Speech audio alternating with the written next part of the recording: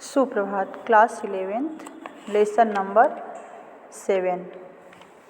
अगले दिन हम लोग दुष्यंत कुमार द्वारा लिखित साये में धूप नामक गज़ल का अध्ययन कर रहे थे, जिसमें बताया गया है कि चुनाव के समय में जो उम्मीदवार होते हैं वह किस तरह गली गली में घूम करके, गांव गांव में घूम करके और झूठे वादे करते हैं। समय आने पर जब उनको वो पद मिल जाता है तो उन सारे वादों का भूल जाते हैं। तो उसी जो अत्याचार है जनता के ऊपर, उसी पर व्यंग करते हुए दुष्यंत कुमार ने गज़ल लिखा है।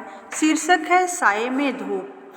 कहा तो था चिरागा हर एक घर के लिए, कहाँ चिराग मैसर नहीं शहर के लिए। कवि दुष्यंत कुमार राजनेताओं द्वारा किए गए झूठे वादों का उल्लेख करते हुए और उन राजनेताओं के ऊपर करारा व्यंग करते हैं। कहते हैं कि चुनाव प्रक्रिया के दौरान यह घोषणा की जाती है कि प्रत्येक घर में रोशनी का प्रबंध होगा, परंतु बाद में घर तो क्या पूरे शहर के लिए भी एक दीपक उपलब्ध नहीं हो पाता।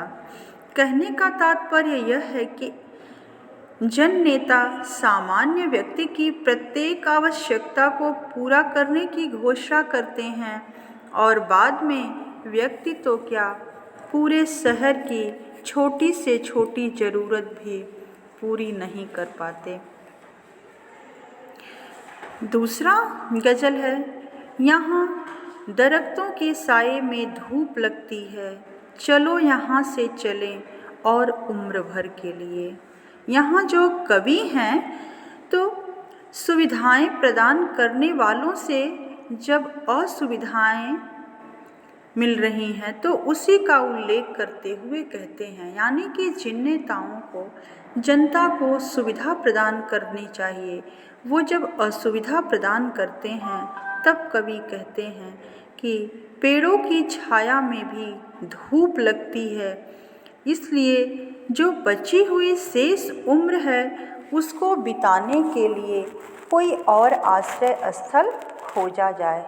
यानी कि अब इन राजनेताओं के नेतृत्व में रहने की ज़रूरत नहीं है, क्योंकि ये जो सुविधा इनको प्रदान करना चाहिए सुविधा न प्रदान करके असुविधा प्रदान कर रहे हैं।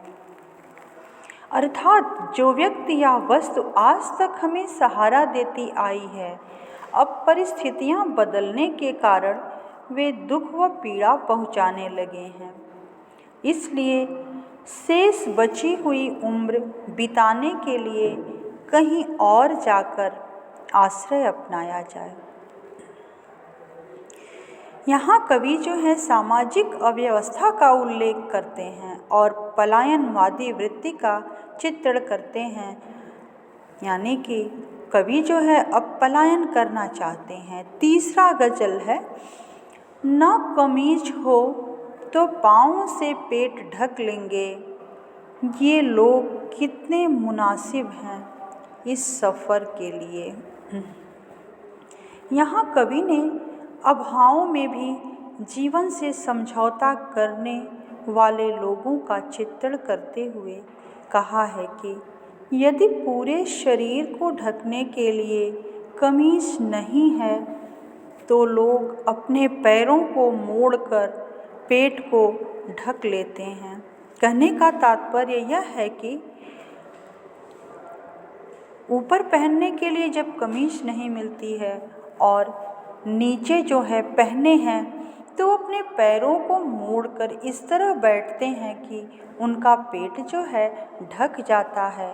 कहने का अभिप्राय यह है कि जीवन में अभावों का सामना करने वाले लोग इतने अभ्यस्त हो जाते हैं कि वे उन अभावों से समझौता कर लेते हैं और सीमित साधनों के माध्यम से ही जीवन यापन कर लेते हैं।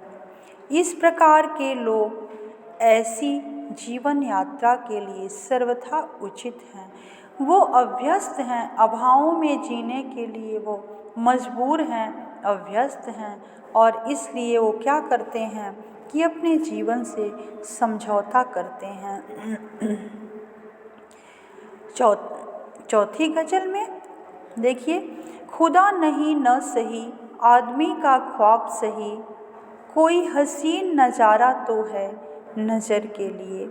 यहाँ कवि ने ऐसे लोगों का उल्लेख किया है जो समाज में मानवता का प्रसार करने के इच्छुक हैं। कवि कहते हैं कि यदि मनुष्य भगवान नहीं बन सकता तो कोई बात नहीं, लेकिन उसके पास मानव बनने का तो सुंदर सपना है। अर्थात वह मनुष्य जो है मानवता तो दिखा सकता है, अर्थात मनुष्य समाज में अपने आदर्शों और सत्कर्मों के माध्यम से मनुष्यता का प्रचार प्रसार कर सकता है। लेकिन राजनेता इन सब बारे में कुछ नहीं सोचते हैं। उनकी आँखों में सभ्य समृद्ध समाज का सुंदर दृश्य विद्यमान है, लेकिन जब वह पद पा जाते हैं तो बस उनका एकमात्र